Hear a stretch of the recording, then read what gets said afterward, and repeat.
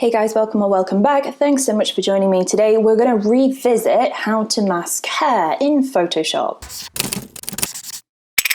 If this video is helpful for you, please do let me know. It would be really great if you could subscribe, show your support for the channel, and if you want to learn anything specific, then please let me know that too. So we've covered how to mask hair in Photoshop, how to mask fur in Photoshop previously, and that video hopefully will, still be helpful, but there's been some changes to select and mask in Photoshop, so I wanted to make a refresher because the process for me is quite different now. So I've got this image of Pippi. Pippi has always been the hardest dog of my own to mask because of her weird wispy pale bits, right?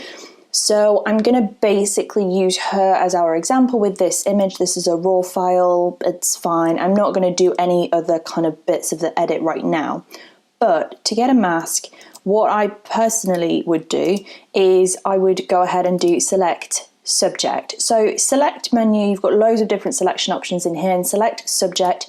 Photoshop will make its best guess over what the subject is. So you can see the marching ants going around the edge here.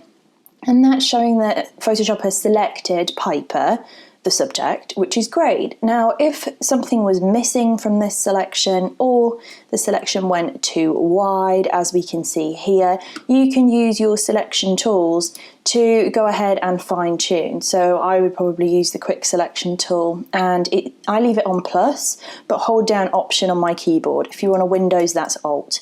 And that basically sets it into minus territory, and you can fine tune your selection. Now at this stage, guys, it doesn't need to be perfect. Okay, so it's fine if it's a little bit rough. You just need to have kind of the main, parts of your subject in. And this works for horses, dogs, children, anything with hair.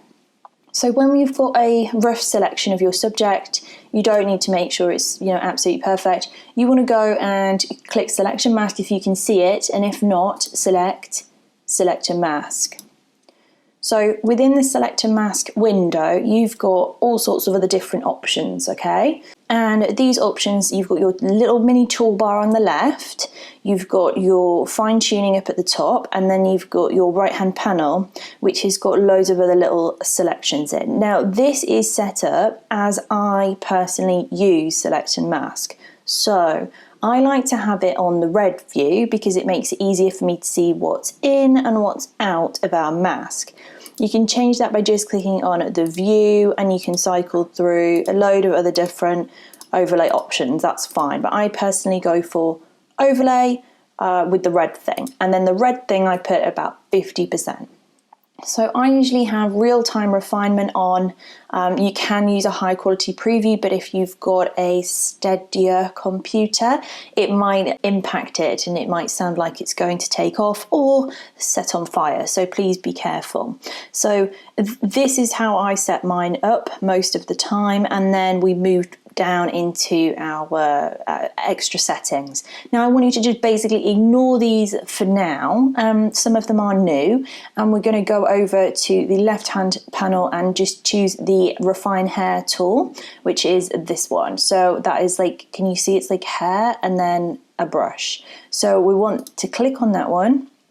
I want to go ahead and use a relatively hard brush. In this instance of Photoshop, I do not want to click the refine hair button.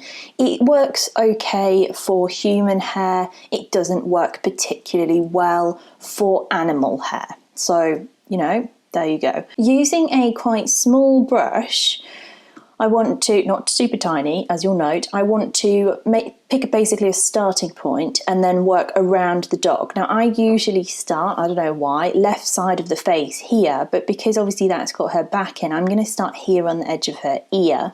So what I want to do is I want to be able to see the hair, so I can see a few little hairs on the outside of that selection.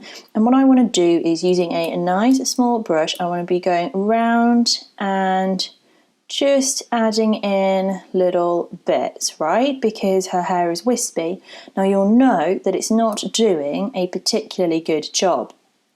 I'll tell you why in a sec. But we'll just grab a little bit of her selection, including that ear, and then up, round, and you'll note that where I'm holding my brush, you see the crosshair right in the center, I'm keeping that on the edge of the subject. So basically we've got like half the brush inside, half the brush outside, and we want to just go round and complete. So you'll see like this is not good. That's not a good mask there. This bit's not a good mask. And that is because we're basically using the older version of selector masks kind of process. So how that was picking our hair and refining those edges for us. To mask hair really well, I found that in this new edition, so I'm currently in Adobe Photoshop 2021, and in this new edition, over in your refining settings section, you've now got this little bit where it says refine mode, which didn't exist before. Now, the refine mode as standard is usually on color aware. Now, color aware seems to work nearly exactly the same as the older versions of select and mask did by themselves. However, if you click on object aware, you'll get a little pop-up which says, switching the refine mode may result in a different edge. Do you want to proceed? We click OK. I mean, guys, usually I just click don't show again, but we click OK, and what that will do is that will switch it to object aware. Now, object aware works differently because it's not looking for color consistencies, it's looking for edges. So if you switch to object aware, usually your edges will become so much better. So if you see, we've got such a better edge in principle there.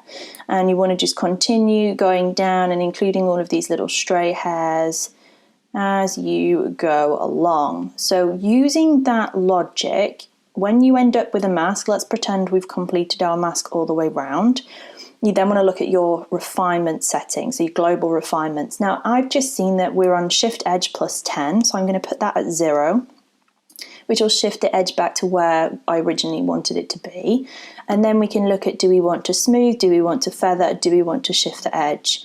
I would recommend if you're moving your subject from an image to another or you're compositing, I would shift your edge inwards just a little bit so that you have a little bit more control over the situation that's going to unfold. But for most situations, 0 on all of them is actually fine.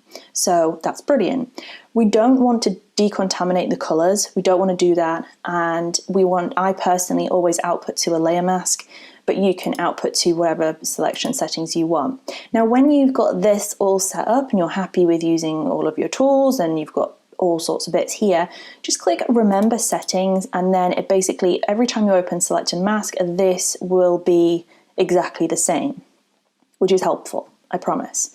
So let's look at our mask a little bit, because we've still got some areas nowhere near as bad as it was on color aware, but like here, this is not a good edge down there. What we want to do is we can fine tune using the brush tool or the lasso tool, and the brush tool works pretty much exactly the same as it does outside, and also it works the same as a selection tool. So if you want to add areas to your selection, you just brush on with the little plus selected. If you want to remove areas from your selection, let's say we made an accident over here, you just hold down Option or Alt, it will switch to minus, and you can just whiz that off. That just saves you time. It's way more efficient than going up here and clicking buttons, in my personal opinion. So you can go and fine tune. I would just stay well away from the edge, because the edge is feathered out for a reason, okay? So you just want to basically be going and assessing any major issues that have occurred during the select and mask procedure, and when you're happy with that, you can just go ahead and output to your layer mask, and your entire mask will be shifted over here. And there you have your mask, which is ready to use for whatever you want to, and obviously you can then go in at this stage with a brush and just fine tune some little edges up as needed. And that's how you use select and mask in 2021. I'll see you all again soon.